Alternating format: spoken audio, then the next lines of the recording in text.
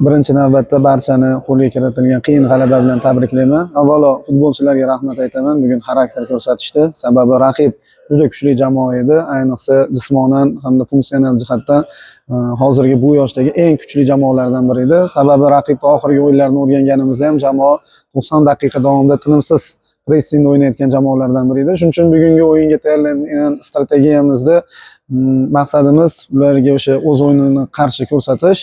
Shu 90 minut davomida biz ham pressingda harakat qilish. Sababi ularga agar imkoniyat qoldiradigan bo'lsa, mana qolgan o'yinlarda raqiblar ko'pincha ikkinchi zonada himoyalanishdi va shuning natijasida ko'p gol o'tkazib yuborishgan.